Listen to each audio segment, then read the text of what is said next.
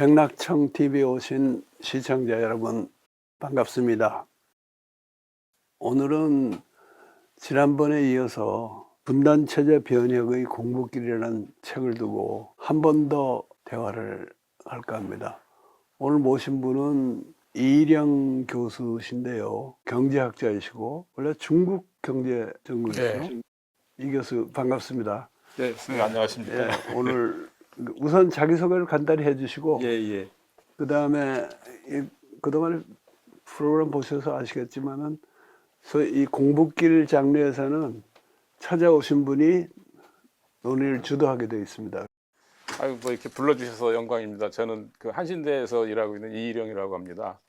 뭐 전공은 선생님 뭐 그 중국 경제 전공했다 이렇게 소개해 주셨고요. 예, 중국 경제를 공부하게 된 주로 배경은 어쨌든 한국 경제를 좀 잘 알기 위해서 그렇게 공부를 시작했고, 한국 경제를 하려다 보니까 중국도 알아야 되겠고 뭐 북한도 알아야 되겠고 뭐 이렇게 그 생각이 되더라고요. 그래서 이제 그쪽 능력에 맞지 않게 이렇게 좀 관심이 넓어진 뭐 그런 측면이 있고, 그렇게 하다 보니까 이제 제 나름대로는 뭐 동아시아 한반도 경제라는 틀로 봐야 되겠다 이제 이렇게 해서, 근데 이제 너무 길잖아요 이름이. 그래서 이제 한반도 경제 이제 이렇게 했는데 선생님 영향을 많이 받은 거예요. 선생님 이제 분단 체제론 뭐 이제 이 영향도 많이 받았다 이렇게 생각을 합니다. 그러다 보니 뭐 창비 편집위원 일도 하게 됐고, 뭐 창비 만드는데 좀 뭐 거들고 뭐 이제 그렇게 하고 있습니다.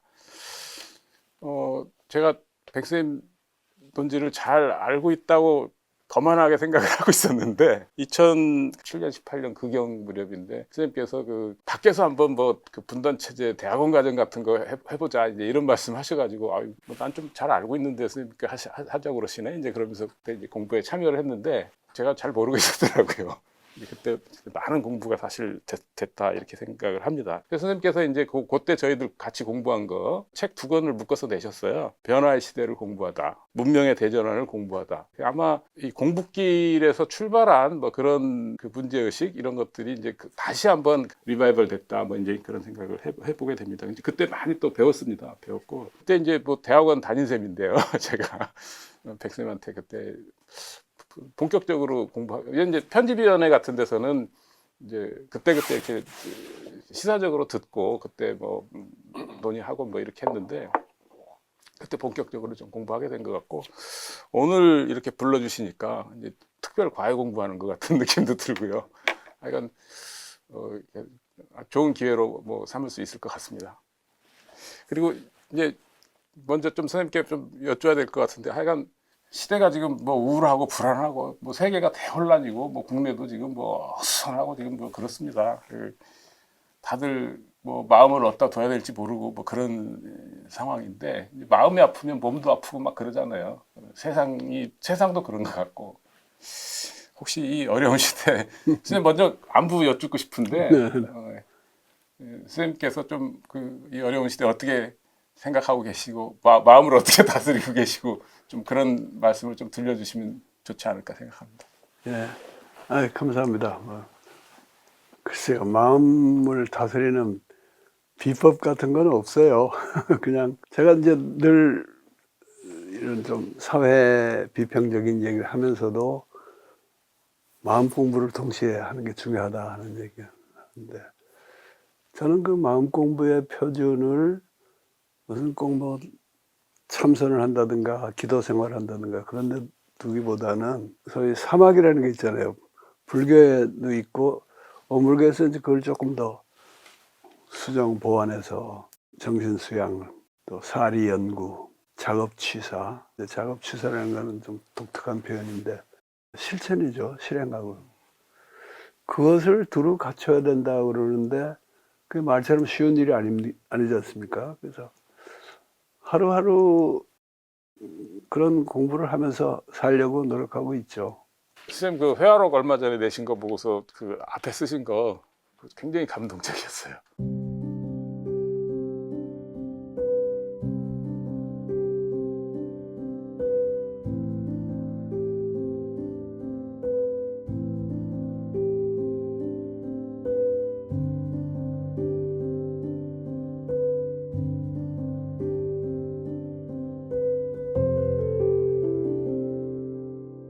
어떻게든지 뭐 세상에 도움이 되는 역할을 하시겠다 뭐 이런 그 의지를 뭐 하셨는데 저는 사실은 뭐 우울하고 불안하고 요새 세상이 그러니까 뭐 좌절감도 깊고 사실 그랬거든요. 근데 선생님 그 회화록 앞에 쓰신 글 보고서 뒤에 후기에 쓴 걸 거예요. 후기에 쓰신 거예요? 예, 그런데 예. 그거는 우리 단군 할아버지의 이념입니다. 홍익인간. 예, 예. 아, 제가 저기 백쌤 초기 글을 제가 읽었다고 생각했는데 그때 쓱 읽었나 봐요. 그냥 대충 읽었는지 이제 이번에 보고서 이게 그 굉장히 새삼스럽게 그 느끼는 바가 많고 깨우치는 바가 이제 많았습니다. 이 책이 보니까 이제 주춧돌을 놓으신 거예요. 선생님 그 사상 체계에 그 주춧돌을 놓으신 책이다 이런 생각을 다시 한번 하게 됐고 새 책이 나왔지 않습니까? 처음 초판본을 있어요 지금. 그래서 보니까 나란히 꽂혀 있더라고요. 목차를 보니까 이게 분단 체제의 인식을 위하여가 이제 맨 앞에 나와 있고 이게 이제 그 창비의 그 92년에 실린 글이죠, 선생님. 예. 이게 아마 이제 제일 중요한 텍스트다 이제 이렇게 보신 것 같고. 근데 이 인식에 도달하는 과정을 보여주는 게 그 다음에 나오는 그 텍스트인 것 같아요. 이제 저희들이 이제 지금 뭐 오늘 주로 토론하기로 한 뭐 그런 텍스트인데 제목이 그 분단 시대의 지역 감정 그리고 분단 시대의 민족 감정, 분단 시대의 계급 의식 이렇게 세 편입니다. 그러니까 저희들이 다루기로 한 게 그러니까 지역 감정, 민족 감정, 계급 의식 뭐 이런 것들이에요. 그냥 제 생각입니다. 이 생각이 맞는 건지 어떤지 잘 모르겠습니다만 일단 분단 체제라는 뭐 큰 인식 틀 안에 선생님이 감정과 의식 뭐 이런 것들을 요소에 배치를 하신 건지 아니면 이 인식에 도달하는 과정에서 감정과 의식을 이렇게 중시하고 뭐 그걸 들여다보시다 보니까 그 체제를 인식하게 되신 건지 뭐 그런 것 좀 여쭙고 싶어요. 분단 체제 인식을 위하여라는 글이 92년에 처음 발표했고 거기에 이제 덧글을 붙여가지고 이 책에 냈잖아요. 그 글은 말하자면 이 책의 주제 논문인 셈이죠. 권도에 있기도 하고 주제 논문인 셈인데 그리고 당시로서는 이제 최근에 쓴 글이요. 그러니까 그 실린 글 중에 그러고서는 이제 다시 그 전으로 돌아가서 또 짧은 글들을 쭉 거의 시대 순으로 배치했는데 이번에 그렇게 지목해 주신 그 세 편은 그 분단 체제 인식에 도달하는 과정에 그 나름으로 중요한 일종의 분단 체제론까지는 아직 덜 갔지만은 분단 시대론 3종 세트 같은 거죠. 근데 제목에 지역 감정이 있고 그다음에 민족 감정이 있고 그다음에 계급 의식이 있다고 해서 뭐 그 제목에 나오는 그 단어에 너무 우리가 얽매일 필요는 없다고 봐요. 처음부터 지역 감정을 얘기하건 민족 감정을 얘기하건 그거는 분단 체제에 대한 인식을 향한 인식을 발전시키는 과정의 하나였고 그런 점에서 셋 다 뭐 인식이 목표죠. 학문을 하고 담론을 펼치는 사람들로서는 인식을 참 명료하게 해서 그걸 발표하는 게 중요하긴 하지만은 그 출발점으로서의 어떤 마음이랄까 감정 그것을 점점 더 제가 중시하게 돼요. 아까 말했듯이 뭐 마음 공부가 중요하다고 해서 꼭 학문을 학자들이 뭐 기도 생활을 해야 된다든가 참선을 해야 된다든가 그런 뜻은 아니지만은 학자들 그러니까 지식인들이 발언할 때는 항상 그 주제 학문적인 주제를 쳐다보는 동시에 자기 마음을 좀 들여다볼 필요가 있다 이런 생각이 듭니다. 그래서 이러이러한 발언을 내가 하는데 이런 발언을 하는 나는 어떤 사람인가? 어떤 감정, 어떤 마음으로 이 얘기를 하는가? 그거를 좀 마음을 비우고 들여다보면은 어떤 때는 내가 별로 꼭 필요한 말이 아닌 것도 하고 있구나. 좀 학자로서 이렇게 좀 잘난 척하고 싶은 마음이 작용했구나. 뭐 이런 것이 보일 것 같아요. 그런데 내가 무슨 독심술이 있는 사람은 아니지만은 지식인들의 글들을 보면은요. 그런 마음 작용이 보일 때가 많아요. 그래서 그걸 스스로 좀 돌이켜보면서 글 쓰는 게 중요하다 하는 생각이 점점 짙어졌는데 그런 의미에서 마음이나 감정을 인식의 출발점으로 또는 발언의 출발점으로 두는 것은 참 중요한 일 같습니다. 선생님 말씀 굉장히 그 실감을 하게 됩니다. 저 선생님에 비하면 그 연소하죠. 연소하지만 또 다른 사람들한테 비하면 요새 나이 먹은 것 같은 생각도 원로 교수죠. 아니, 그러니까요. 학교에 가서는 조용히 있어야 되는 지금 뭐 그런 상황입니다만. 근데 선생님 이제 인식에서 그 마음, 감정 뭐 이런 것들이 이제 점점 뭐 중요하게 생각이 된다. 뭐 그런 말씀하셨고요. 근데 사실 경제학에서도 그런 것 같아요. 경제학에서도 근대 사회과학이라고는 하지만 뭐 아담 스미스가 처음에 출발했던 게 도덕 감정에서 출발한 거잖아요. 그리고 비판적인 쪽에서는 신고전파 경제학 비판을 하지만 거기도 뭐 칼 맹거라든지 제븐스라든지 이런 사람들이 뭐 효용이라는 개념도 그거잖아요. 이제 사용하는 어떤 소비자들의 마음 뭐 그런 거에서 출발하겠다. 이제 그런 점에서 신고전파 혁명이라고 하는 것 같고 케인스도 결국에는 뭐 거시경제를 보지만 투기하는 마음, 예비하는 마음, 거래하는 마음 뭐 이제 이런 식으로 화폐 수요를 얘기를 하거든요. 사회과학의 그 체제론 안에도 그런 마음이 사실 많이 녹아 있는데 안 보인다고 해서 우리가 막 이제 숫자로 잘 표현 안 되고 뭐 이렇게 하니까는 그 후학들이 상당히 뭐 경시했던 측면들이 좀 있는 것 같은데 쌤 글 읽어보니까 뭐 화살처럼 꽂히는 단어들이 있어요. 뭐 부동심. 우리 잘 못하는 거예요. 보니까 금강심 막 이런 얘기들이 이번에 보니까 그게 확 와닿는 거예요. 그래서 체제 안에 이제 이런 것들이 굉장히 중요하게 우리가 다뤄야 될 문제구나 하는 생각을 이제 새삼스럽게 좀 하게 됐습니다. 그리고 인식이라 그러니까 그렇지만은 저는 분단 체제 인식에서 분단 체제 사상 뭐 이렇게 간다 그러면 그거에 더 갑하는 거 아닌가? 사상 하면은 옛날 사람들이 다 그렇게 생각했던 것 같아요. 다 밑에 마음심자가 있잖아요. 생각할 상 이러니까 어떻게 보면 그 상당히 본질적인 요소를 우리가 항상 이렇게 되새겨 봐야 되는 거 아닌가 이제 그런 생각을 해봅니다. 그래서 결국 분단의 어떤 그런 왜곡된 그런 독한 마음들이 지금 뭐 퍼져 있다. 지금 그런 것들을 상당히 뭐 중요하게 보신 거 아닌가 뭐 그런 생각도 해봅니다. 내가 이제 그런 얘기를 했잖아요. 분단 체제가 이게 남북 통틀어서 이게 얼마나 참 어떻게 보면 비정상적이고 괴물 같은 체제인가 하는 얘기를 하면서 만약 그렇다면은 그 속에 사는 우리 마음속에도 괴물 하나씩은 들어있지 않겠냐 하는데 거기에 대한 성찰이나 자기 관조 같은 게 아마 우리 지식인들한테도 참 필요한 일 같아요. 예, 선생님 뭐 건강 제가 여쭤본 게 저희들이 건강하기 위해서는 뭐 그런 것들을 자기 마음을 잘 들여다보는 게 지금 굉장히 중요한 시점이 아닌가 그런 생각을 해봅니다.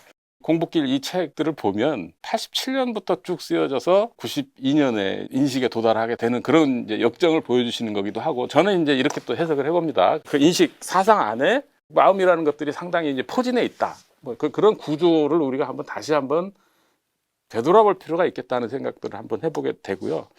또 한편으로는 이제 어떻게 해서 선생님께서 이제 87년에서 92년 사이에 이런 인식 체계, 사상 체계에 도달하시게 됐을까? 뭐 이제 그런 생각도 해봤어요. 저는 제 나름대로는 아주 독특하고 엉뚱한 해몽인지 모르겠습니다만은. 근데 제가 이제 얼마 전에 이제 그런 생각들을 해봤습니다. 우리가 87년 체제 이 창비에서도 많이 논의됐던 건데 87년에 이제 국내적으로 상당히 민주화가 진전이 되고 뭐 이제 그런 건데 선생님 분단 체제론에 입각해서 본다 그러면 제 해석에 의하면 한 3개 층위가 있는 것 같아요. 이 3층의 뭐 건축물 같은 거다. 그러니까 세계 체제가 있고 분단 체제가 있고 뭐 저는 그렇습니다만 제 생각으로는 그다음에 이제 뭐 국내적인 뭐 그런 레짐이 있는데 87년에 이제 크게 이제 변하는 뭐 그런 거고 그것이 분단 체제를 흔드는 선생님 표현이시면 흔들리는 분단 체제로 이행하게 되는 또 동요시키는 뭐 이런 상당히 중요한 계기인데 이것이 그때 딱 이례적으로 이루어졌다기보다는 저는 92년까지 쭉 가면서 세계 체제와 교섭하면서 이것이 진짜 결정적으로 어떤 좀 변화되는 어떤 국면으로 간 거 아니냐 뭐 이제 이렇게 생각도 해보게 되거든요. 혹시 제 해몽이 좀 엉뚱한 거 아닌지 한번 말씀 부탁드립니다. 3층 가옥기를 비교하면은 그게 적절한 면도 있고 또 약간 오해의 소지도 있어요. 왜냐하면은 분단 체제가 세계 체제의 하나의 하부 체제다 하는 얘기를 하잖아요. 세계 체제라는 가옥이 있고 그 안에 이제 분단체제라는 여러 개 방 중에 분단체제가 하나 있다 하는 비유가 하부체제라는 말에는 더 맞잖아요. 예, 예. 그 하부체제가 2층 방이라고 할 수도 있으면은 한 층은 북한 체제고 한 층은 남한 체제인데 그 전체가 그 가옥 전체의 변화에 영향을 받고 반대로 영향을 주기도 하고 그런 건데 87년에 직접적인 변화가 일어난 거는 우리 남한이라는 분단 국가지만 하니까 국가 내에서의 국내 현상이었죠. 그러나 그때 세계 체제도 이미 변화가 시작한 게 85년에 거르바초프가 개혁 개방 글라스노스트 진입 베레스트로이카 시작을 하니까 동서냉전 구조가 흔들리기 시작했고 그게 이제 90년대 초에 가서 소련 동구 사회주의권이 무너지잖아요. 그러니까 그 와중에 87년에 우리 그런 사건이 일어났고 북에서는 그 무렵에 뭐 특별한 어떤 변화가 있었는지는 잘 모르겠어요. 근데 어쨌든 지금 말씀대로 우리가 이 세 가지 조금씩 다른 의미의 체제죠.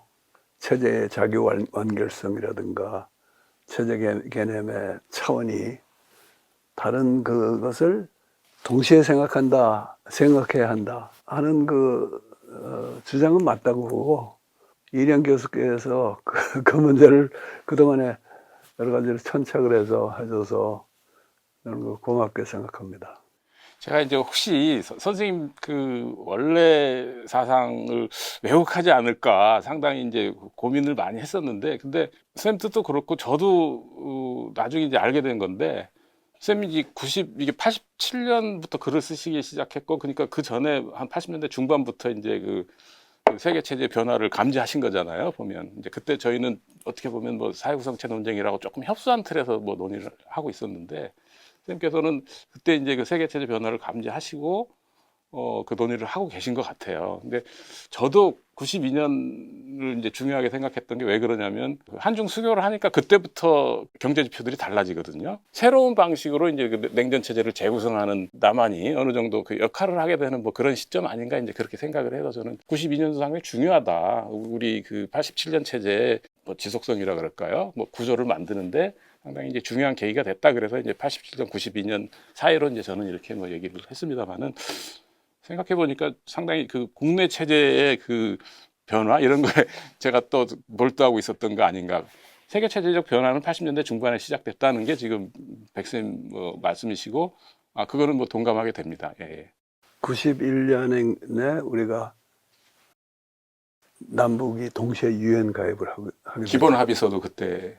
유엔 동시 가입이 먼저 이루어지고 나서 예. 기본 합의서가 체결이 됩니다. 예. 그 순서가 중요해요. 예. 기본 합의서를 해놓고 우리 그럼 유엔에 같이 들어가자 그런 게 아니고 북은 계속 유엔에 동시 가입을 반대해 오다가 그때 이런 세계 체제의 변화, 세계 정세의 변화, 소련의 변화 그거에 몰린 거죠. 예. 몰려가지고 남한에 들어가는 거를 막을 수가 없으니까 우리도 들어가자 이렇게 해가지고 들어간 거예요.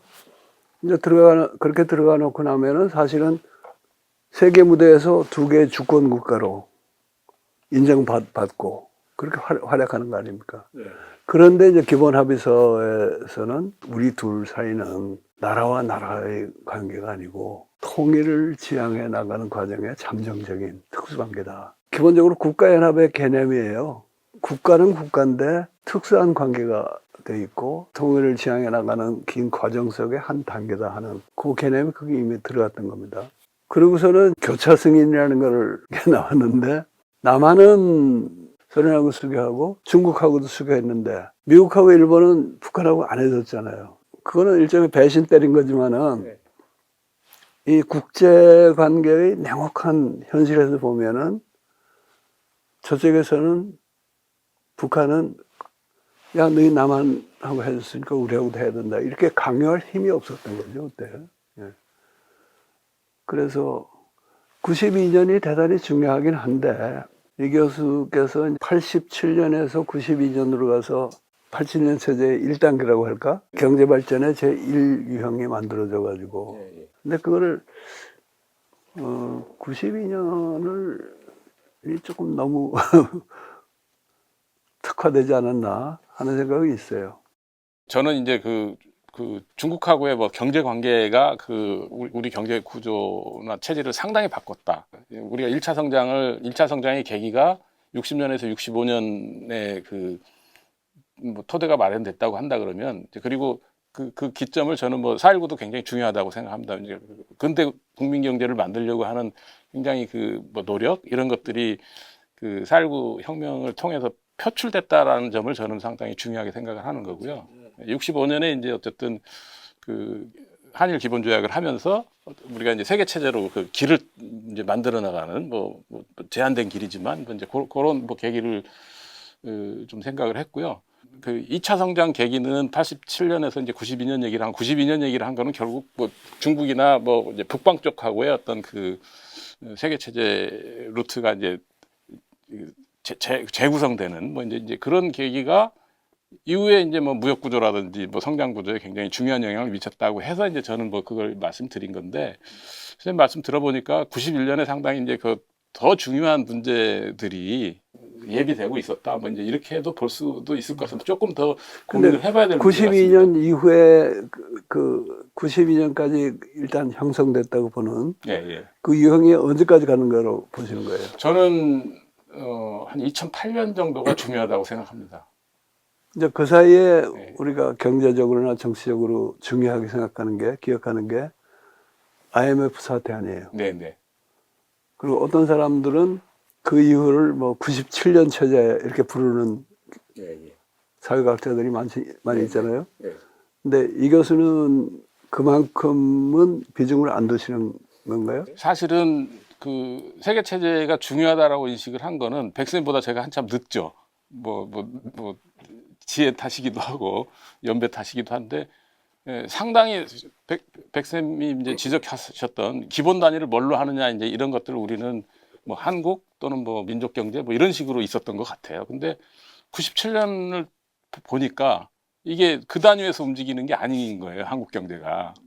그래서 저는 97년 이후에 이거 우리가 좀 다시 공부를 해야 되는 거 아닌가 해가지고 이제 동아시아 한반도 뭐 연구회 뭐 이런 것들이 이제 만들어서 공부 모임을 하기도 했는데 선생님께서는 이미 이제 80년대 후반 중후반부터 이제 그런 말씀 하신 거예요. 결국 경제의 기본 단위가 뭐냐 이제 이 문제를 제기하신 게 91년 글이신데 이번에 이제 다시 읽고서는 선생님 굉장히 일찍 보셨다 이제 이런 생각을 하게 됐고요.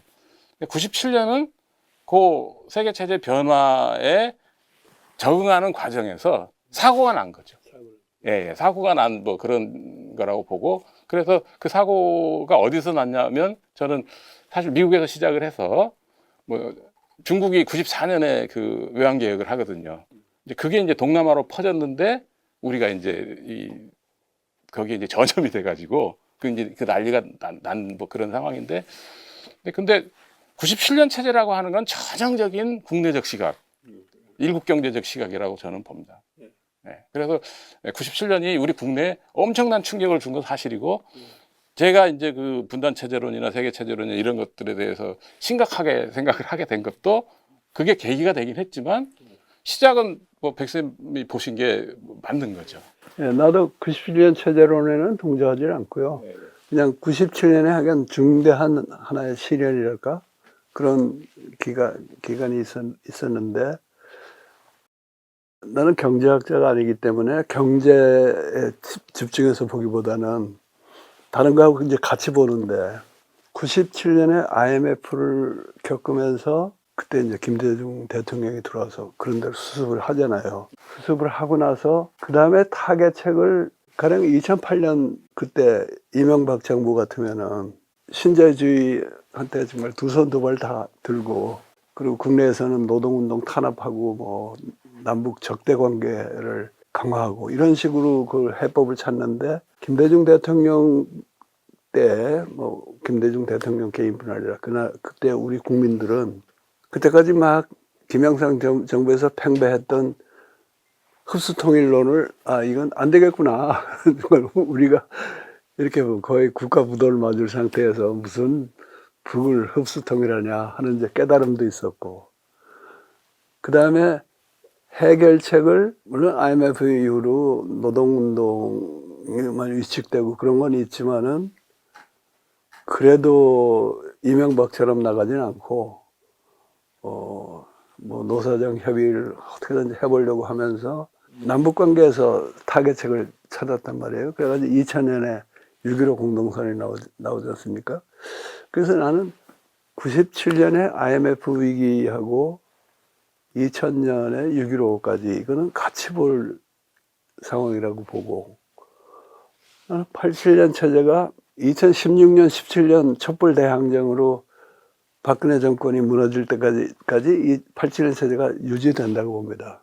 물론 지금도 87년 헌법이 존속하고 있지만은 나는 87년 체제는 이제 일단 끝났다고 봐요. 근데 어쨌든 그 과정에서 IMF라는 97년에는 하나의 변곡점이 있었고, 그 다음에가 말씀하신 2008년인데 2008년은 우리가 사실은 97년과 같은 타격을 안 받고 잘 넘겼잖아요.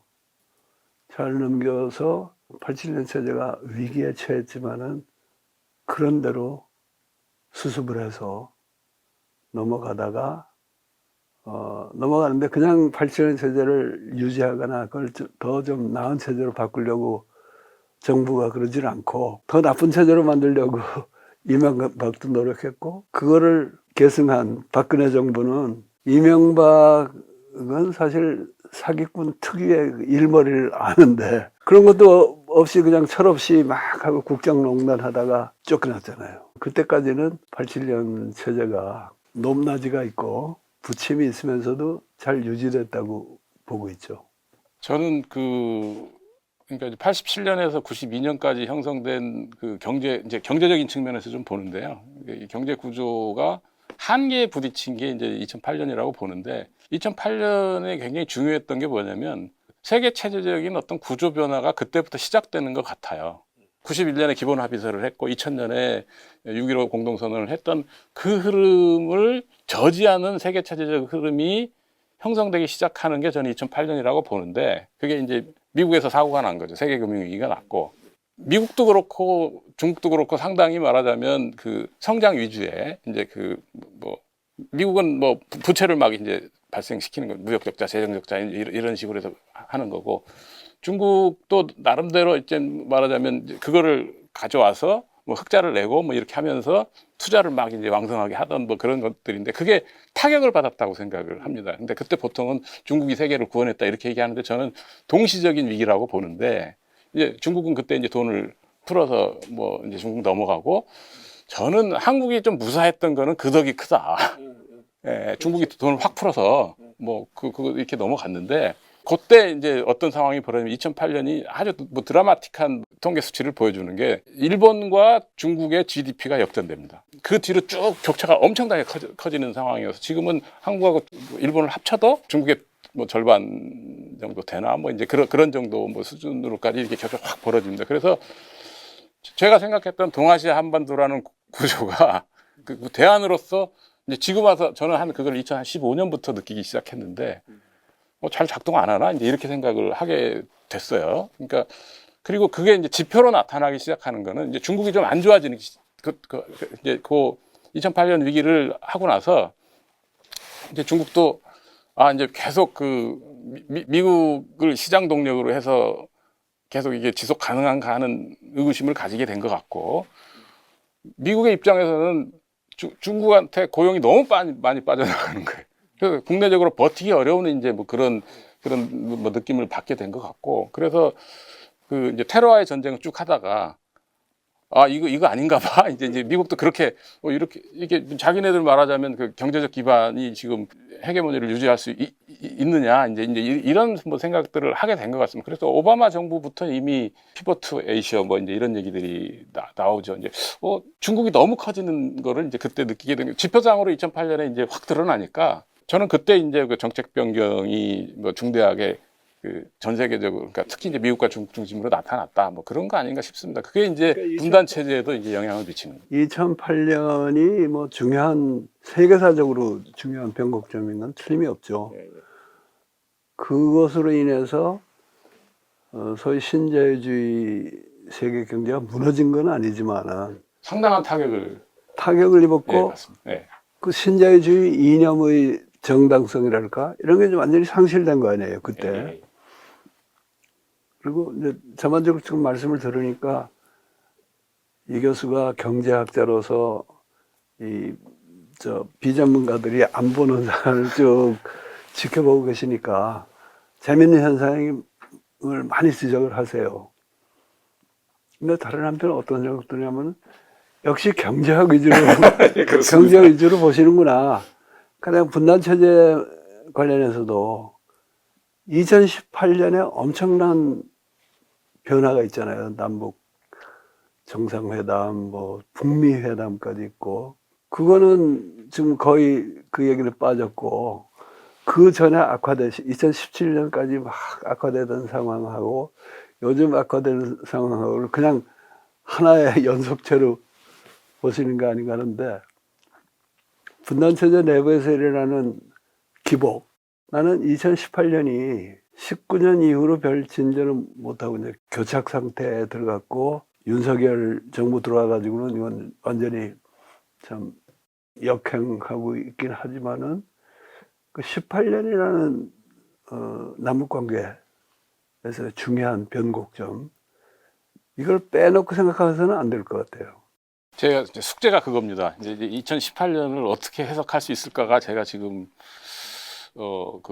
아직 해답을 못 찾고 있는. 그러니까 2018년, 19년 뭐 이런 상황에서 잠시 말하자면 이제 그 물길을 돌리려고 하는 건데 저는 근데 그 세계 경제적 압력을 일단 좀 관찰하고 있다 보니까 상당한 정도 말하자면 이 국내적인 그런 어떤 동력을 갖고서 또 분단 체제에 어떤 영향을 미치는데 굉장히 제약 요소들이 많이 작용했다. 그래서 문재인 정부가 굉장히 어려운 상황에서 일을 할 수밖에 없었다라는 생각을 점점 더 하게 되고, 그럼 어떻게 했어야 되지? 이제 그런 거는 아직 저희들이 평가를 해봐야 될 문제로 남아 있다고 생각합니다. 이쪽에서 저도 그렇고 일단 논의를 잘 안 하고 있는 건 좀 문제라고 생각합니다. 그때 상당히 좋은 기회였고 2018년, 19년에서 아주 뭐 극적인 뭐 그런 어떤 변화의 흐름도 그 가능성이 없지 않았다고는 생각이 되는데, 그럼 왜 이렇게 됐지? 이 부분에 대해서는 좀 생각을 해봐야 될 문제가 있다고 생각하고, 근데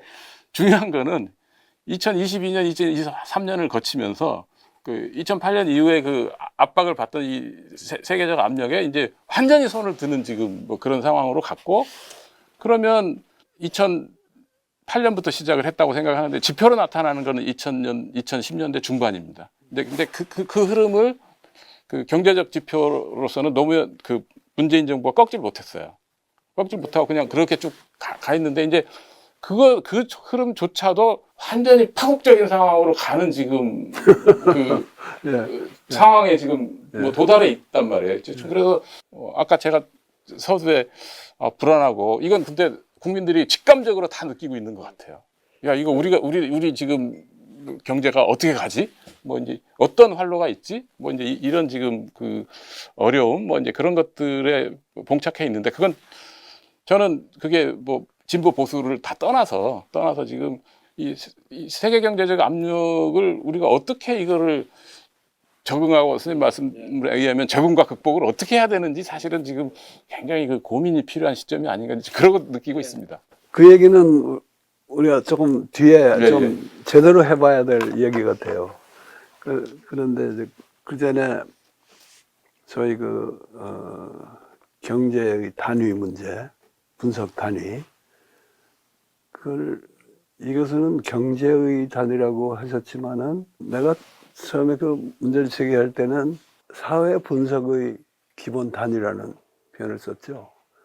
사회 분석에. 물론 경제도 그 중에 하나 들어갑니다만은 경제 분석은 사회 분석의 한 강론에 해당하는 거고. 근데 그거를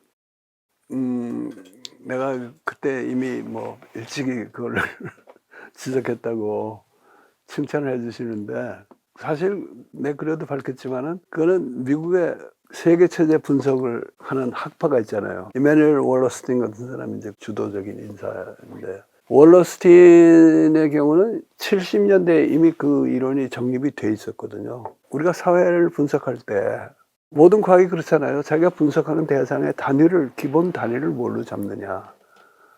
기본 단위보다 작은 단위를 선택해서 분석할 수는 있어요. 그러나 기본의 사회라고 할 때 그 사회가 뭐냐? 어디서부터 어디까지가 사회냐? 그게 대단히 중요한데 사회과학자들이 보통 그런 건 안 하고 당연히 일국 중심으로 생각을 하는데 오레스는 그게 아니다. 이미 세계 경제라는 게 성립이 되어 있으니까 세계 체제가 단위가 돼야 되고 세계 체제가 단위가 된다는 거는 처음부터 모든 세계가 다 하나의 단위라는 얘기는 아니에요. 이 세계 체제가 자본주의 세계 체제가 처음에는 서유럽 한 구석에서 발상을 해서 점점 퍼져가지고 지금 거의 지구 전체를 덮어버렸지만은 어쨌든 기본 단위는 그 세계 경제의 단위가 사회 분석의 기본 단위가 돼야 된다 하는 얘기를 1970년대에 이미 해놨거든요.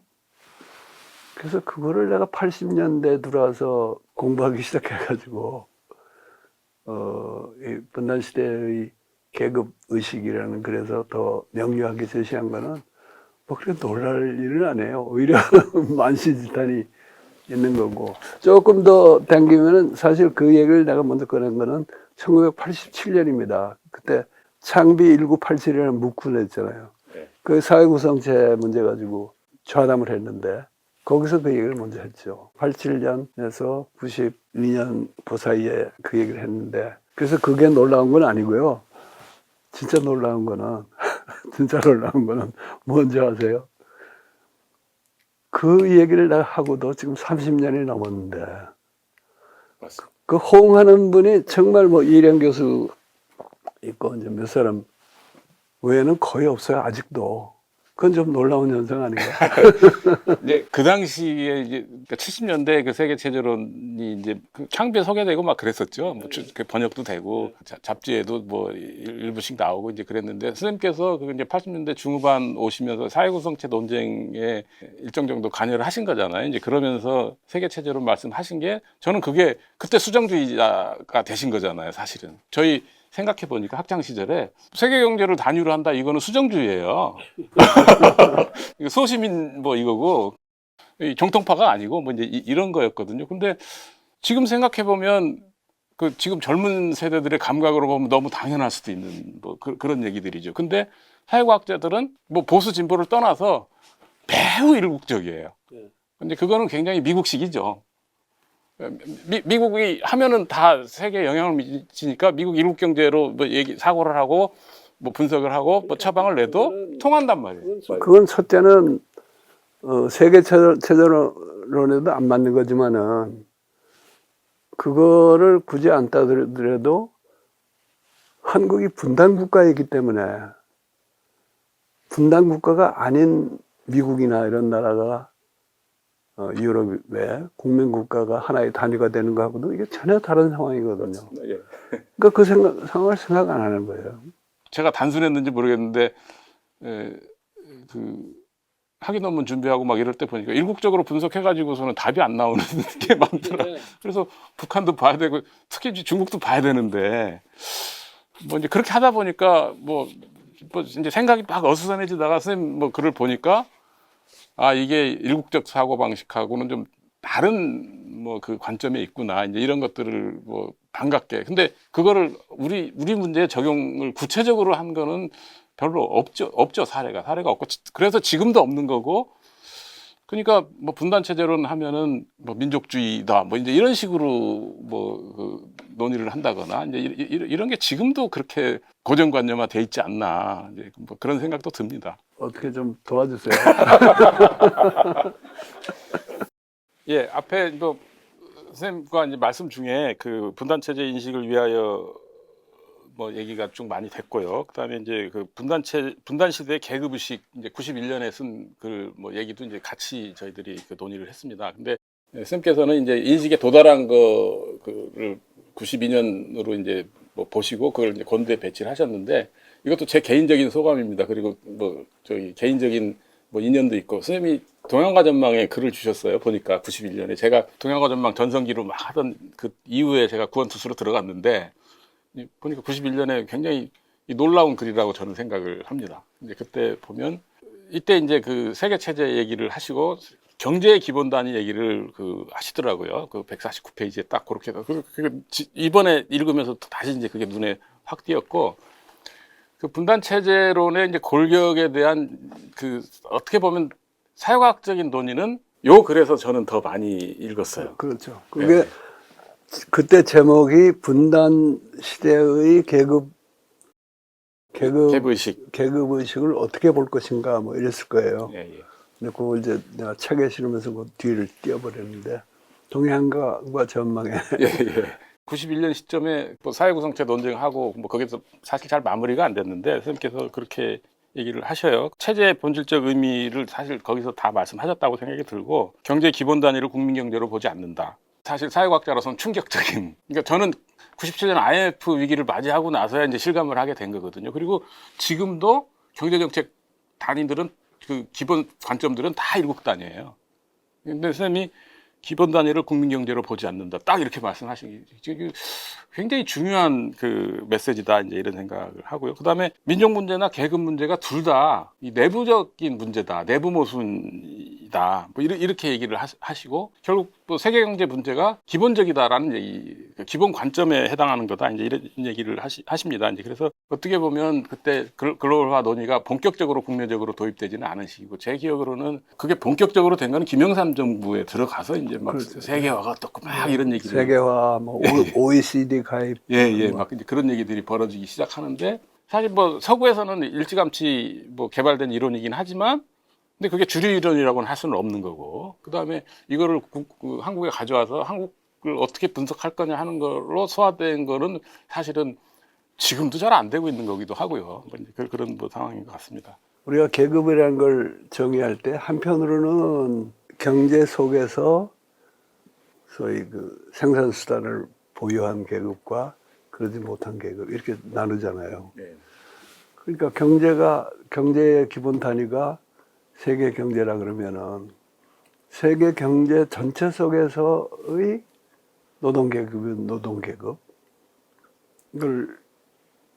그걸 우리가 이제 출발점으로 삼아야 되는데 그렇게 보면은 세계 차원 최대 차원의 노동계급은 아직 형성이 완료되지 않았다는 얘기죠. 옛날 일국 단위로 볼 때 18세기 말이나 19세기 초가 노동계급의 형성기이지 노동계급이라는 걸 딱 이미 형성된 걸로 볼 수 없었듯이 지금 세계 경제 속에서 노동계급이 아직 형성이 제대로 됐다고 볼 수가 없는 거예요. 그러니까 형성도 안 된 노동계급 얘기를 그게 무슨 참 제일 중요한 기본 뭐인 것처럼 얘기하면서 그것도 이제 일국 더군다나 분단국인 한국에 적용하니까 이제 그게 문제가 되는 거고 그렇다고 해서 계급 문제라는 걸 세계 경제 단위에서만 볼 수 있는 건 아니죠. 왜냐하면은 이 세계 경제가 작동하는 방식이 경제는 세계 경제지만은 이 세계 경제의 뭐 원로스는 그걸 이제 상부구조로 박스처럼 상부구조로 보긴 하지만은 소위 국가 간 체제 또는 열국 체제라고 해서 이런 그 국가들이 쭉 병립하면서 이 세계 경제를 유지하고 작동시키는 그런 복잡한 메커니즘이거든요. 그러니까 계급 운동이라는 게 운동으로서의 계급 또 노동자로서의 자기의식이 생긴 계급 대자적인 계급이라는 표현을 쓰잖아요. 그 얘기할 때는 또 일국 단위로 출발하지 않을 수가 없는 거예요. 노동운동도 그렇지. 물론 국제적인 세계 차원에서 더군다나 세계 차원의 노동계급이 아직 형성되지 않은 상태에서 나라마다 그 사정에 맞는 계급운동, 노동운동 이런 걸 벌이려 그러면은 일국 단위로 생각을 안 할 수가 없어요. 그러니까 그런 그 일국 단위로 사고할 필요성하고 세계 체제 단위로 사고할 필요성이 이렇게 이제 뒤섞여 있는 거기 때문에 그래서 문제가 더 복잡한 것 같아요. 계급 외식 문제를.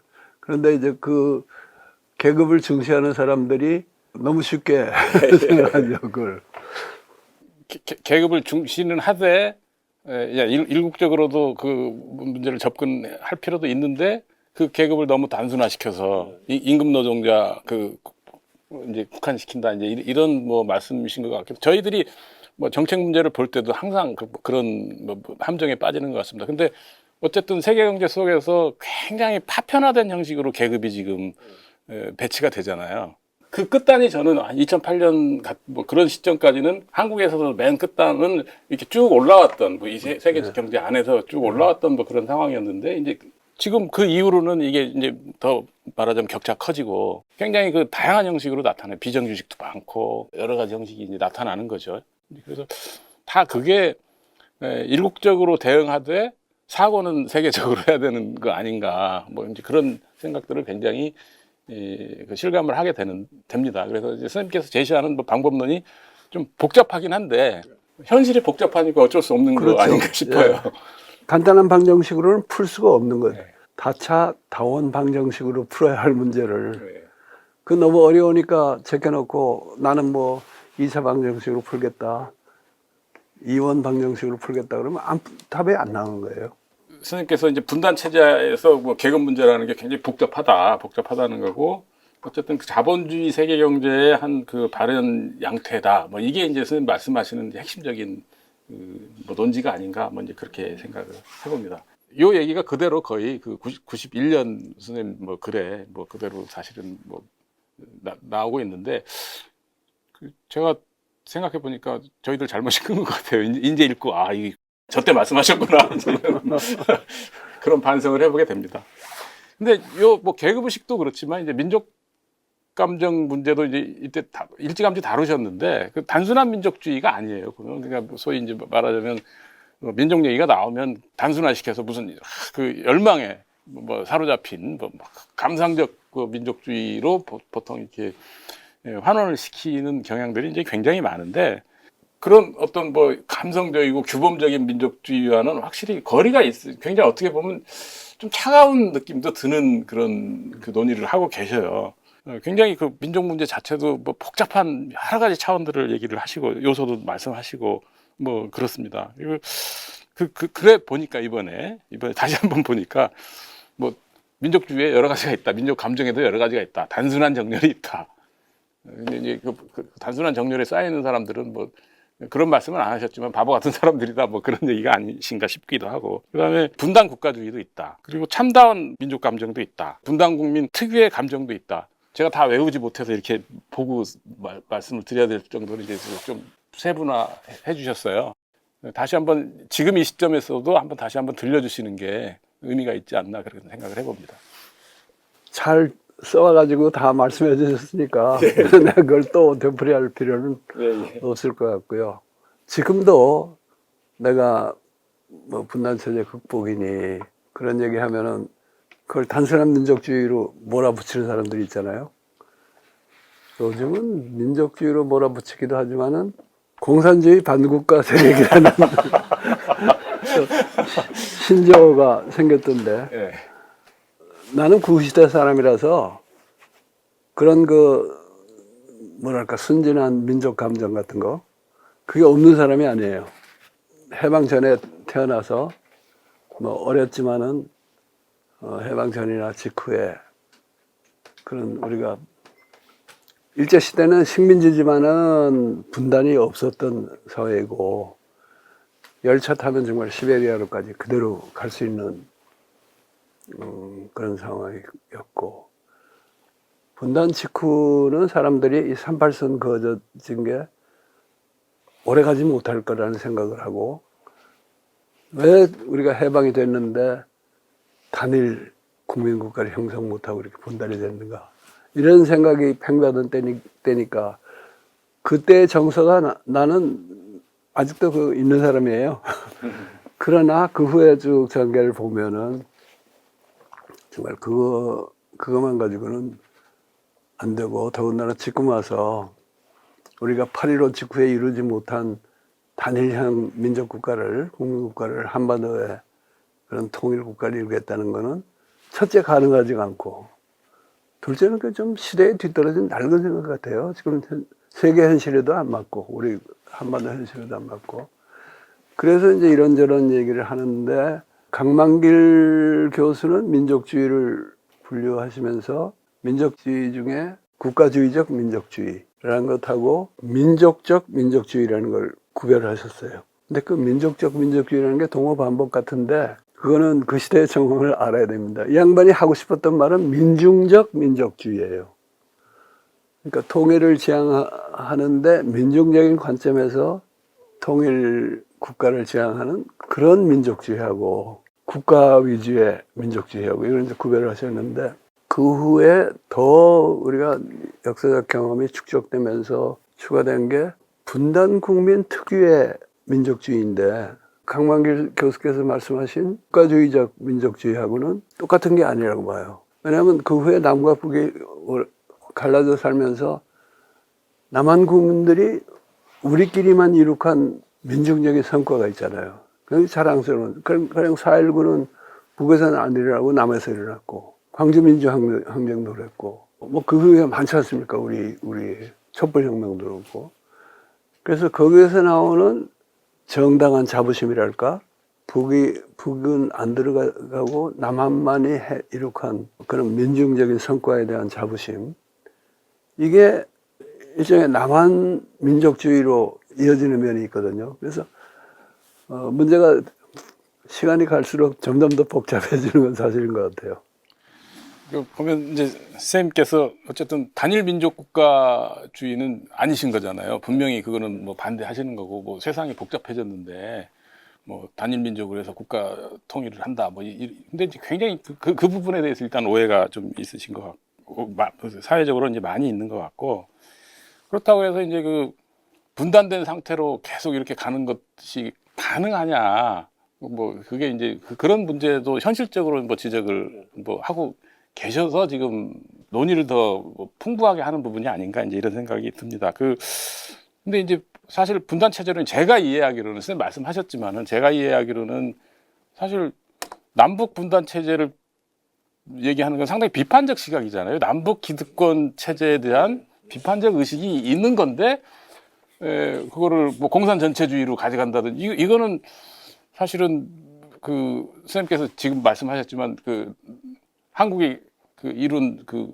긍정적인 어떤 성취 이런 부분 말씀하시는 거에도 전혀 이제 배치되는 뭐 그런 거 아닌가 싶어서 분단 체제론에 대한 뭐 대표적인 뭐 오해가 아닌가 오해라 그러나 의도적인 오해도 있고 의도적인 왜곡도 있어요. 예. 가령 양국 체제 예. 거의 항구적인 뭐 그들도 영구적인 건 아니고 언젠가 뭐 통일하는 건 좋다 하는 걸 열어놓고 얘기하지만은 우선은 분단 극복 노력 이런 거 필요 없다는 거 아니에요. 그런 이제 양국 체제론 평화 공존으로 그대로 갈 수 있다고 하는 생각. 그게 나는 굉장히 비현실적이라고 보는데 누가 더 현실적이고 비현실적인가 하는 거는 나의 분단 체제론 또 국가연합론 이런 것하고 자기들이 말하는 걸 놓고서 비교하면서 따지는 게 이게 학문적인 태도 아닙니까? 근데 대개 그분들 보면은 내가 남북연합을 얘기하건 뭘 얘기하건 다 이거는 통일지상주의다. 단일 민족으로 뭐 통일하겠다는 망상이다. 이렇게 그냥 일축해버린단 말이죠. 그래서 그런 경우는 나는 다분히 자기 논지를 강화하기 위한 의도적 왜곡이 있지 않는가 하는 생각도 들어요. 남북 문제를 그냥 외면하자. 그게 편하지 않냐. 지금은 그래야 될 시기다. 뭐 이제 이런 뭐 논의들이 꽤 젊은 사람들한테 어필할 수 있다고 그렇게 생각을 하는 것 같기도 합니다. 근데 이제 선생님께서는 그게 현실적이지 않다. 뭐 이런 말씀이시고요. 그러니까 분단 문제 해결이 어려우니까 생각하지 말자. 제쳐두자. 그리고 차라리 헤어져 살자. 네네. 뭐 이제 이런 논의들이 있는 거죠. 근데 선생님께서 지적하시는 거는 좋다. 헤어질 결심을 하더라도 실제로 그렇게 잘 헤어질 수가 있냐? 파국으로 안 갈 수 있냐? 뭐 이런 거죠. 일단 헤어졌는데 그냥 평화롭게 잘 사냐 서로. 뭐 이제 이 문제를 제기하신 거잖아요. 뭐 영화에서도 보니까 헤어질 결심에서도 헤어졌는데 뭐 둘 다 망하는 것 같더라고요. 뭐 제가 영화를 잘 읽은 건지 뭐 영화가 또 그것도 어렵고 복잡하더라고요. 예. 그래서 그렇게 할 수 있냐 이제 지금 그 말씀을 이게 이제 80 몇 년에 하신 거예요. 이 얘기를. 그리고 그걸 계속 이렇게 조금씩 상황 진전에 따라서 더 말씀하시고 뭐 이제 이런 것 같습니다. 근데 제가 좀 놀랬던 건 그 시점에 그 아일랜드 사례를 말씀하셔요.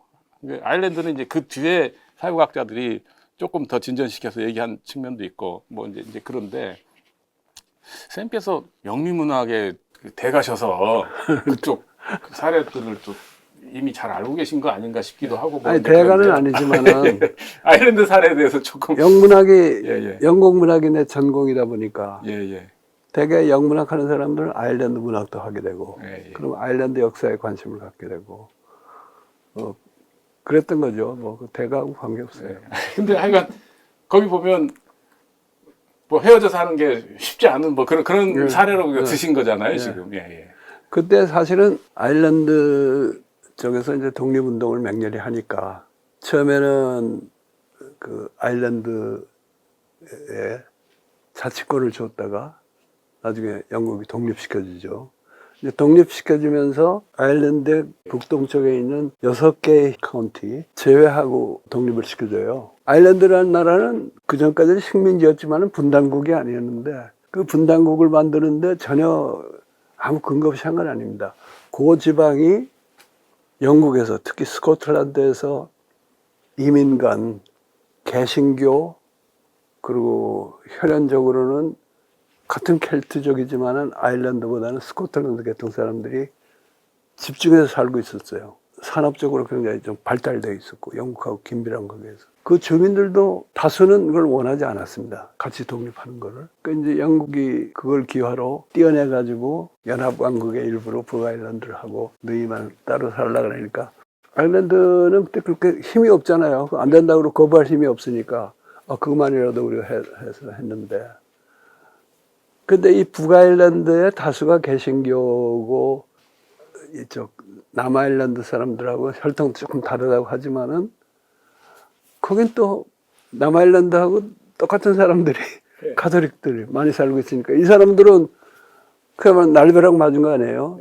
열심히 독립운동했는데 그건 나머지 아일랜드만 해당이 되고 자기들은 그야말로 북아일랜드에서의 심한 차별을 받는 2등 국민이 되어버리니까 그러니까 이제 그때부터 계속 저항을 하고 나중에는 IRA라고 아이리시 공화국을 만들어서 테러도 하고 뭐 그 분쟁이 굉장히 오래됐죠. 제가 이제 분단 시대의 민족 감정에서 그 얘기할 때는 그런 상태였습니다. 이게 분단에서 정말 헤어질 결심을 한다고 해서 헤어진 후가 좋지가 않다 하는 그랬는데 나중에 북아일랜드에서 평화가 성립됐잖아요. 정말 싸우다 지쳐가지고 서로 한 발짝씩 물러나가지고 그 내부에서 해결이 됐거든요. 그랬더니 이제 우리나라 사회과학계에 갑자기 북아일랜드 바람이 불어가지고 뭐 찾아가기도 하고 그걸 마치 우리도 무슨 민족화해의 모델을 삼을 수 있는 것처럼 얘기하는데 그 얘기는 이제 나중에 이 글 쓴 것보다 훨씬 뒤에 일이지만은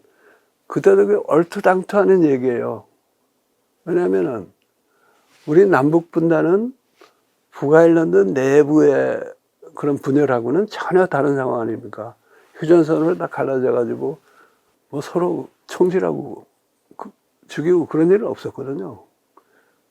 그러니까 거기는 북아일랜드 내부에서 일종의 내란이 진행되고 있다가 서로가 좀 지치기도 하고 그래가지고 결국은 이제 협상을 해서 한 건데, 그건 잘한 거고, 그 협상에서 우리가 배울 걸 배우는 걸 내가 뭐 마다하는 건 아니지만은 갑자기 무슨 새로운 타협과 화해의 모델을 발견해서 우리 한반도에 적용하려고 그러는 것처럼 하는데 그것도 나는 사회과학 하는 분들이 그야말로 신문 헤드라인이나 쫓아다니는 그거지 진지한 학문적 태도는 아니었던 것 같아요. 예, 선생님이 이제 문제를 보시는 관점이 항상 이렇게 복잡하고 그 속에서 굉장히 그 중요한 그 근본적인 그리고 현실적인 어떤 해결책을 찾으신다는 의미에서 뭐 중도를 말씀하시는 것 같습니다. 그래서 헤어지는 것과 함께 사는 것, 이게 단순하지가 않은 거잖아요. 그 중간에 여러 가지가 있고 그걸 어떻게 그 조합을 해야 되느냐, 이제 이게 우리가 항상 그 고민을 해야 되는 문제 아닌가, 뭐 이제 그런 그 문제의식을 말씀해 주시는 것 같고, 사실 사회과학자들이 그 뒤에 잘 구체화 시켜야 될 문제라고 생각을 합니다. 예, 예. 뭐 지역 문제도 뭐 말씀을 하셨습니다. 선생님께서 일찍이 그 망국적 지역 감정의 뿌리가 분단에 있다. 그 어떻게 보면 굉장히 독특한 뭐 시각을 보여주신 그 80년대 후반에 쓰신 글인데요. 남북 분단이 여러 갈래의 그 분단 분열과 연결돼 있다. 온갖 분열이 심화될 거다. 뭐 이제 이런 거, 분단 문제 해결이 안 되면 뭐 이제 이런 겁니다. 작금의 상황을 보면 진짜 분열이 이게 이제 사회가 이렇게 갈 수 있나, 지금 유지될 수 있나 할 정도로 지금 분열이 심각한 뭐 상황인 것 같습니다. 정치 사회적인 건 물론이고 뭐 경제적으로도 지금 걱정을 하지 않을 수 없게 만드는 지금 뭐 그런 상황입니다. 근데 선생님께서 그 어떻게 보면 예언하신 것이, 오래전에 예언하신 것이 점점 더 그렇게 가고 있는 것 같다는 생각이 듭니다. 근데 그러면서 이제 이런 어떤 분열의 책임을 분단 체제의 그 지배 세력에게 상당히 이제 말하자면 혐의를 두고 계신 거거든요. 뭐 근데 또 그런 생각도 해봅니다. 이 분단 체제 그 지배 세력들이 남북한 통틀어서 그렇게 유능한가? 그런, 어떻게 보면 뭐 우리 사람들이 뭐 일반 사람들이 그렇게 얘기합니다. 한국의 특징이 뭐냐면 뭐 지배 엘리트들이 영 무능한데 밑에서 잘해서 그나마 이렇게 성취를 했다. 뭐 이런 얘기도 하고 뭐 그러지 않습니까? 그래서 그런 부분들은 또 어떻게 볼 수 있을지 한번 여쭤봅니다. 남한의 지배 엘리트들이 얼마나 유능하냐 하는 거는 지금 윤석열 정부 기준으로 봐서는 안 될 것 같아요. 가령 박정희 자신이나 박정희 주변의 그때 그 엘리트 지배 세력들은 상당히 유능한 세력이었다고 봐요. 그래서 나는 물론 기본적으로 분단 체제가 약화되기 시작하면서 87년 이후로 87년을 계기로 그때 대선 때 지역 감정이 확 심화됐잖아요. 그것이 기본적으로는 분단 체제가 작동하는 하나의 양상이지 꼭 뭐 누구의 기획이나 음모라고 볼 필요는 없지만은 나는 그때 지배 세력에도 어느 정도 기획력도 있었지 않나 이렇게 생각이 되고요. 그 얘기를 더 하기 전에 망국적 지역 감정이라는 그 말에 이 교수도 거기 따옴표를 써서 했던데, 나는 이 망국적 지역 감정이라는 말을 막 상투적으로 쓰는데 찬성하지는 않아요. 기본적으로는 자기가 태어난 지역을 사랑하고 같은 값이면 여기가 더 잘 됐으면 좋겠다 하는, 이거는 건전한 인간의 감정이거든요. 그래서 덮어놓고 망국적 지역 감정 얘기하는 것도 그건 좀 무책임한 말인데, 자기 고향 사랑, 지역 사랑이 너무 지나쳐서 다른 지역에 대해서 배타적이 되거나, 또는 이게 이제 어떤 그 사회 전체의 작동 과정에서, 발전 과정에서 어떤 특정한 대목에 가서 그게 지배 세력에게 아주 편리한 도구로 악용될 때, 그럴 때 뭐 망국적이라는 말 써도 좋지만은 나는 그 말을 너무 남발해서는 곤란하다는 생각이고, 우리 역사를 보면은 사실은 특히 호남에 대한 차별은 옛날부터 있었지만은 박정희 때 가서 선거를 들어가면서 그걸 많이 활용한 것 같고요. 그러다가 특히 87년 이후에는 그런 박정희나 전두환식의 억압이 잘 안 통하게 되니까 그때 지역 감정을 아주 최대한으로 이용한 것이 87년 대선이었고 그 이후에 그랬는데, 요즘 와서는 또 정황이 좀 많이 달라졌다고 봅니다. 요즘 지역 감정 자체가 많이 지역 대립이 완화됐잖아요. 네. 예. 그래서 그걸 일률적으로 이렇게 볼 필요도 없고, 그러니까 지역 감정 자체를 처음부터 망국적이다 이렇게 단정할 필요도 없고, 또 하나는 지역 감정이 대단히 부정적으로 작용하는 경우도 시기에 따라서 그 강도나 효력에 변화가 있다고 그렇게 보는 게 맞을 것 같아요. 네, 선생님 말씀을 조금 덧붙여 보면, 뭐 제 관찰에 의하면, 그러니까 우리 이제 1차 성장기에 지금 박정희 정부에 대해서 말씀하셨는데 박정희 정부가 뭐 공과가 있죠. 공과가 있는데 어쨌든 그 세계 체제하고 연결을 시킬 때 뭐 일본하고 뭐 말하자면 그 자금과 기술의 그 연결축을 이제 만드는 거지 않습니까? 그리고 뭐 시장은 이제 뭐 미국 쪽으로 뭐 또 개척을 하기도 하고 이렇게 되면서 이제 경부축을 그때 집중적으로 개발을 한 거 뭐 이런 것들이 그 지역 차별에 상당히 그 영향을 미친 그 구조적 배경이 아닌가 이제 그런 생각도 들고요. 그래서 87년 체제가 처음에 이제 성립을 할 때는 그러니까 수도권하고 동남권의 성장 연합이다. 뭐 저는 이제 그렇게 경제적으로 그렇고 이제 그것들이 이제 다른 지역들과의 어떤 그 구조적 차별 뭐 이런 것들을 낳는 어떤 배경이다. 뭐 이제 이런 생각도 해봅니다. 근데 2000년대 들어오고 이제 뭐 중국이나 뭐 이런 쪽으로 뭐 루트가 생기고 그리고 그 특히 이제 2010년대 가면서 성장하는 힘이 확 약해지는 뭐 그런 이제 상황에 도달을 하니까 이제 그 일종의 이제 구조조정기에 들어가게 됩니다. 그래서 그 동남권 지역조차도 이제 말하자면 뭐 그 지역 격차에 말하자면 그 지역 차별을 받는 뭐 그런 그 지역으로 이제 이게 가고 있는 거 아닌가 이제 그런 생각도 해봅니다. 그렇죠. 지금은 소위 부울경 우리 어떤 면에서 이제 공업의 네. 산업화의 중심지였잖아요. 네. 근거적. 그다음에 경북도 포항까지는 부울경 그 산업 벨트에 들어가는 거였고 정치적으로 여러 가지 혜택도 받고 그래가지고 굉장히 강력했는데 지금 사실 경북 지역이 수도권에 저 서울에서 멀리 떨어진 수도권만 못 하잖아요. 예. 심지어는 이제 얼마 안 가서 충남 지역에도 못 미칠 겁니다, 이게. 그러니까 지금 말씀하신 대로 지금은 주된 지역 대립은 또는 차별은 수도권과 비수도권인 것 같아요. 근데 물론 그 영호남의 차별이라든가 그런 건 여전히 작동을 하고 있지만은 옛날 같은 그런 위력은 못 갖지 않나 하는 생각인데 어떻게 보세요?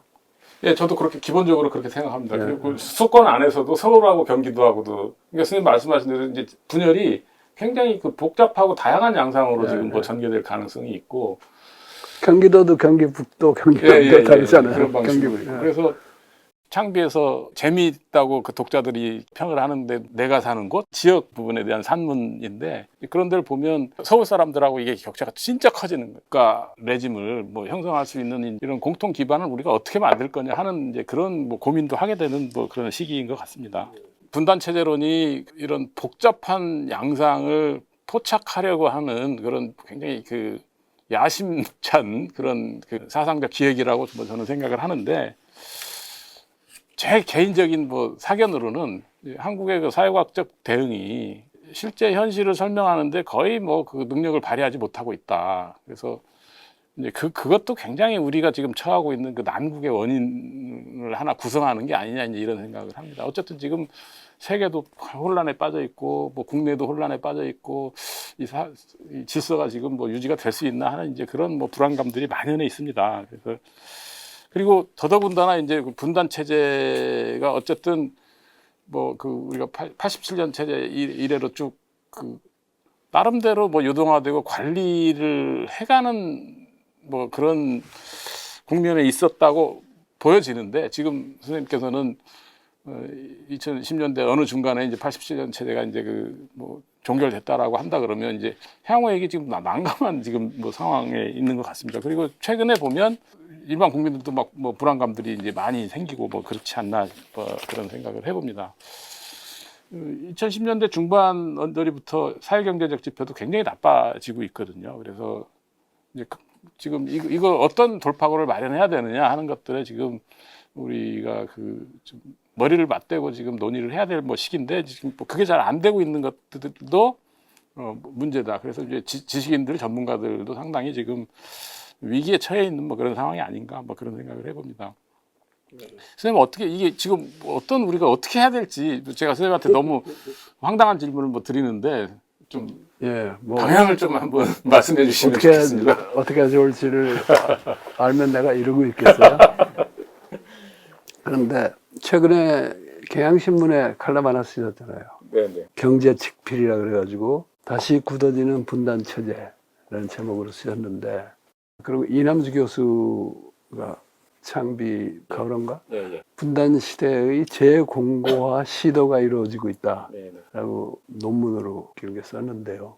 이남주 교수하고 나하고 똑같은 생각을 하고 있는지 모르지만은 이남주 교수의 논지는 이령 교수하고 좀 달랐던 것 같아요. 이령 선생은 분단 체제가 다시 굳어지고 있다, 어느 정도 굳어졌다 하는 주장인데 반해서 이남주 교수는 분단 체제의 재공고화 시도가 이루어지고 있는데 잘 안 될 거다.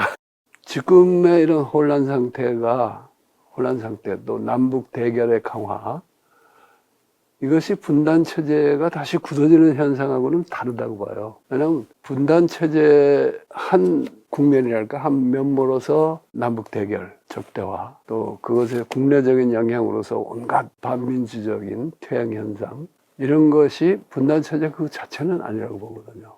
그 분단 체제가 보여주는 여러 가지 작태적인 일부인데, 그것이 강화된다고 해서 그런 분단 체제가 다시 굳어졌느냐, 또는 굳어질 것인가, 그거는 내가 원래 생각하는 분단체제 개념하고 조금 달라요. 이 분단체제 고착기에는 사실 이 분단체제가 상당히 비교적 안정된 체제였어요.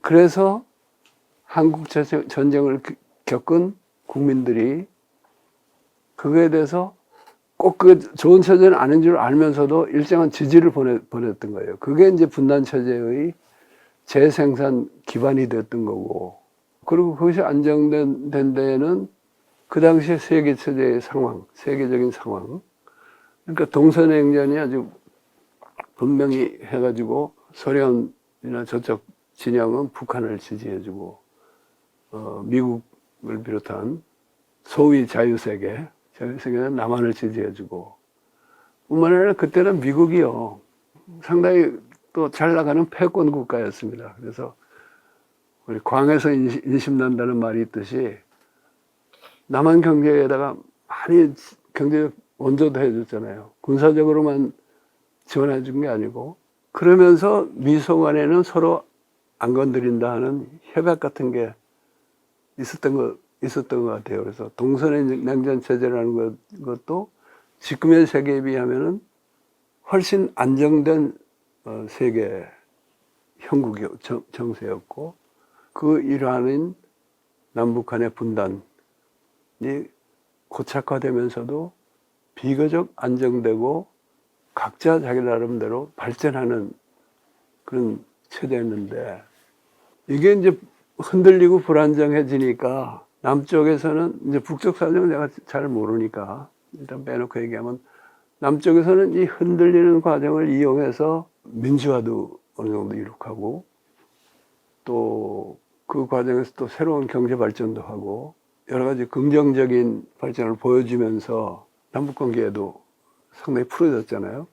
지금은 그런 게 거의 다 스톱이 되고 오히려 퇴행 현상이 일어나고, 또 이제 세계 경제는 세계 경제대로 훨씬 지금 나쁜 상황이고 하니까, 이것이 다시 굳어지는 분단 체제라고 뭐 볼 수 있는 면도 있지만은, 남북 대결은 강화되고 분단 체제로 인한 국내 여러 가지 부정적 요소들이 더 활개치는 세상은 됐지만은, 분단 체제 자체는 훨씬 불안정하고 위험한 체제가 됐다. 이건 과거에 분단 체제로 다시 굳어지는 일은 아닐 것 같다. 그러니까 분단 체제 개념하고 남북 대결 또는 그 대결로 인한 여러 가지 나쁜 현상, 부정적 현상, 이거랑 좀 구별해서 보자는 게 원래 내 분단 체제의 취지였고, 세계적으로 점점 정세가 나빠지고 있다는 것은 우리가 촛불혁명을 일으키던 2016년, 17년 당시에 이미 그랬어요. 촛불혁명이 어떤 점에서 참 위대한 것은 전 세계의 포퓰리즘이라 그러면 사실은 우파적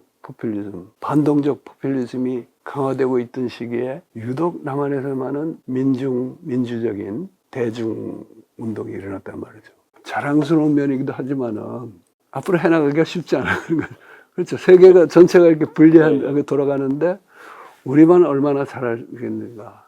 그걸 유지하려고 그러면은 정말 우리 정치도나 경제도 더 유능해져야 되고, 또 외부 정세에도 꼭 불리한 현상만이 아니고 여기저기서 또 유리한 사건도 벌어져야 되는데 사실 유리한 사건은 그 이후로 가령 남미, 중남미 같은 데서 많이 벌어졌어요. 거기 다시 개혁 정권, 진보 정권이 집권한 데가 많아지고 그렇긴 하지만은 우리 국내는 소위 촛불 정부를 자임한 문재인 정부도 그렇게 유능한 정부가 못 됐고 이제 그러다 보니까 그런 그 세계적인 큰 대세의 영향도 받고 특히 그중에서 미국 같은 나라 우리 촛불혁명은 못마땅하게 생각하던 미국의 작용도 있고 또 국내적으로는 촛불혁명에 반대하는 세력이 정말 죽기 살기로 달려들어서 22년에 정권 교체가 이루어진 거 아닙니까? 저쪽에 정권 탈환이 이루어졌죠. 내가 아까 87년 체제가 이미 끝났다고 말하는 것은 윤석열의 집권은 이명박이나 박근혜의 당선처럼 87년 체제가 그래도 비교적 정상적으로 하는 가운데서 일어난 정상적인 정권 교체가 아니고 나는 그걸 이제 변칙적 사건이라고 표현을 했습니다. 87년 체제는 이미 끝났는데 87년 체제보다 나은 체제를 만들려는 문재인 프로젝트는 실패했고 그렇다고 우리 민중이 완전히 다 좌절한 건 아니지만은 그 87년 체제 속에 정상적인 정권 교체하고는 전혀 다른 상황이 벌어졌다고 보는 거예요. 이게 뭐 또 5년 후에 또는 뭐 총선을 이번에 잘 치러가지고 어떻게 해보자. 그런 차원에서 해결할 수 있는 문제는 아니고 변칙적 사건으로 다루는 국민들의 지혜와 노력과 운동이 있어야 된다고 보는데 그런 조짐이 나는 보인다고 생각합니다. 그리고 정치적 리더십의 공백도 그 사이에 민주당이 많이 변해가지고 특히 민주당 내 의원들 대다수가 사실은 반촛불 세력이거든요. 근데 이제 그들이 상당 부분 진압될 조짐이 보이고요. 그래서 우리 내부에서의 분단 체제의 그 부정적 측면의 확대 현상이 계속 그대로 가지는 않을 것이다 하는 희망과 기대를 갖고 있어요.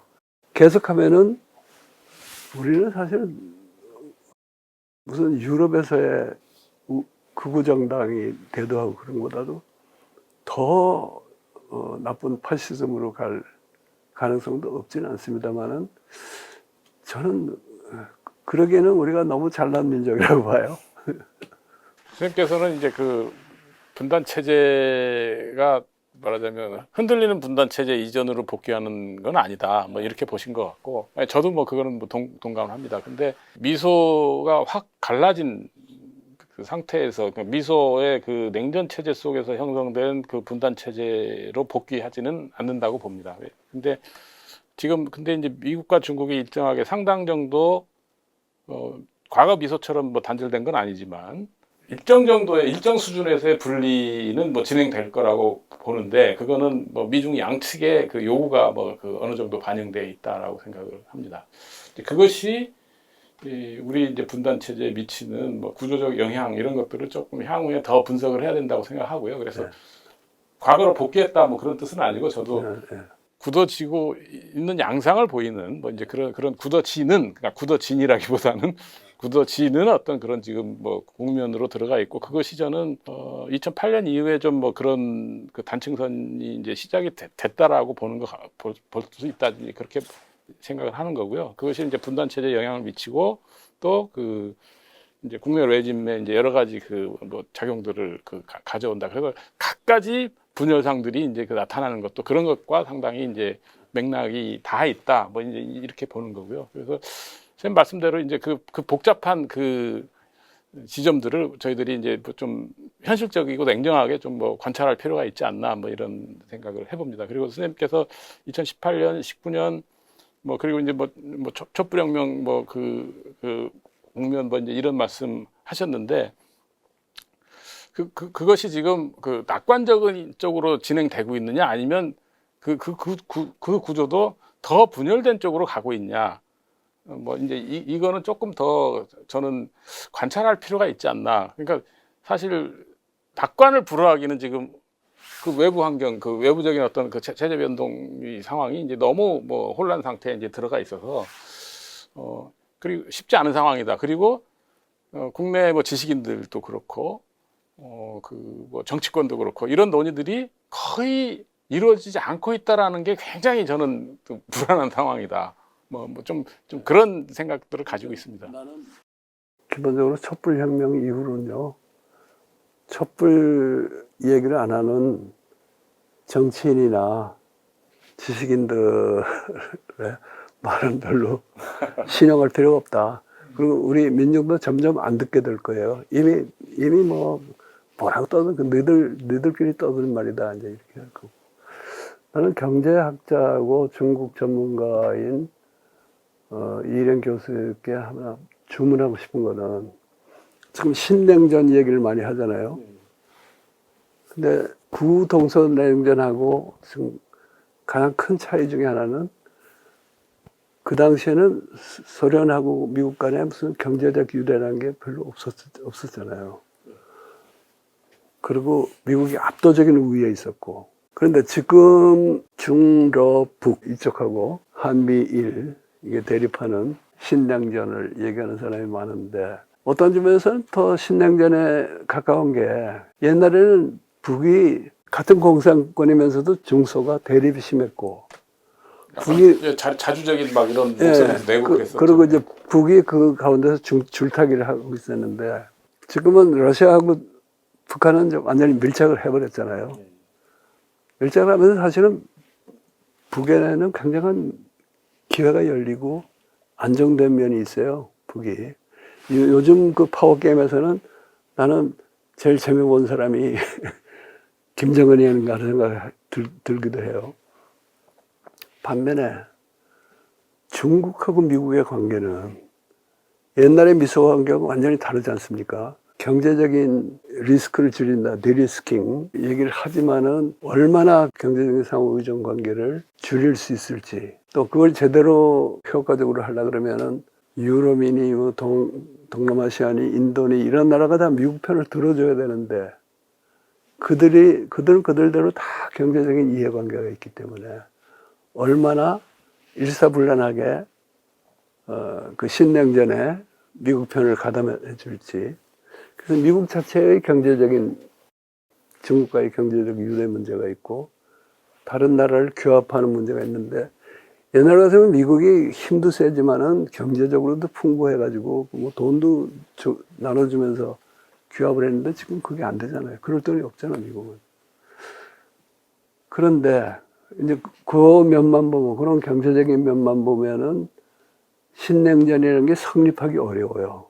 반면에 이 쇠퇴하는 패권 국가인 미국의 입장에서 보면은 어떻게든지 미중 갈등을 격화시켜가지고 다른 사람들을 중국 편에 못 들게 하느냐 하는 그런 그 지정학적 계산, 이런 것 훨씬 옛날보다 강력하다고 봅니다.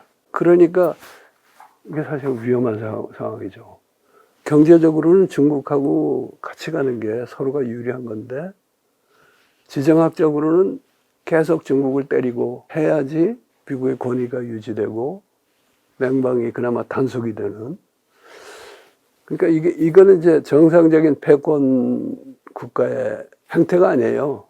패권이 정상적으로 작동할 때는 헤제머니가 정상적으로 작동할 때는 그 패권국의 경제적 이해관계하고 정치적 계산이 이렇게 대충 이렇게 서로 상승작용을 일으키는데, 지금은 미국 자신의 경제적 이해관계하고 그런 정치적 군사적 계산하고 이게 안 맞는 정책을 하고 있어요. 그러니까 저건 난 지속 가능한 미국의 입장에 지속 가능한 입장이 아니라고 생각하지만은, 그러나 당장에는 굉장히 위험하고, 자칫하면은 미국과 중국의 서로 손해가 되는 단절이 일어날 가능성도 있고, 그 와중에 우리가 피를 볼 위험도 있고, 그래서 그런 그 경제 관계하고 지정학적 관계의 이해관계의 괴리랄까, 이런 걸 주목하면서 경제 분석을 좀 더 해주시면.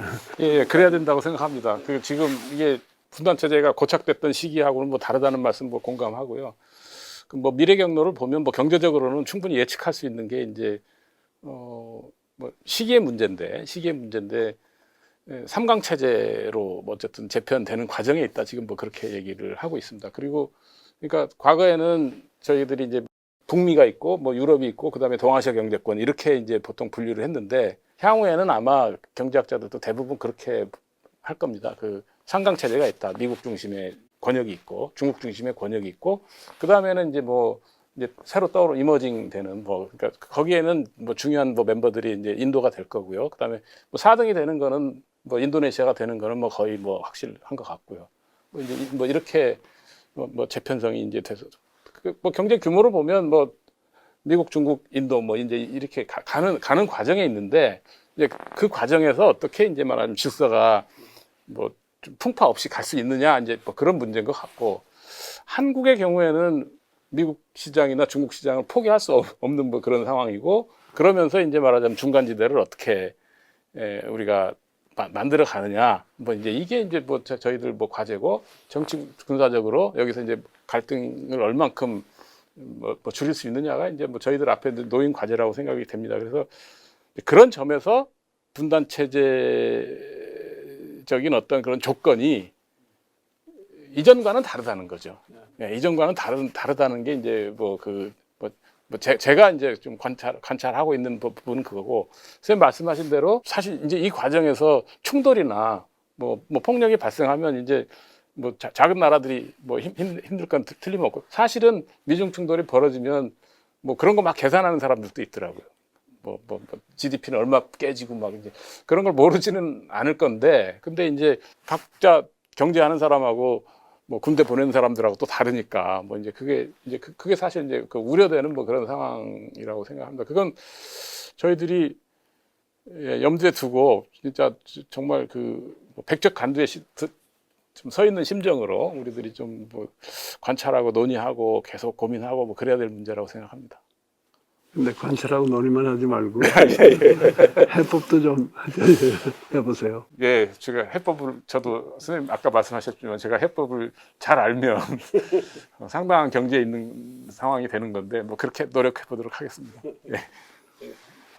예, 오늘 뭐 그 백낙천 선생님 모시고 그 분단 체제 변혁의 공부길 94년에 나온 책인데 공부를 했습니다. 이 공부를 통해서 현실에서 우리가 다뤄야 될 문제들에 대해서 많은 뭐 시사점 이런 거 얻게 됐고, 그로부터 과제도 새로 뭐 설정하게 되는 것 같고요. 많은 공부가 됐습니다.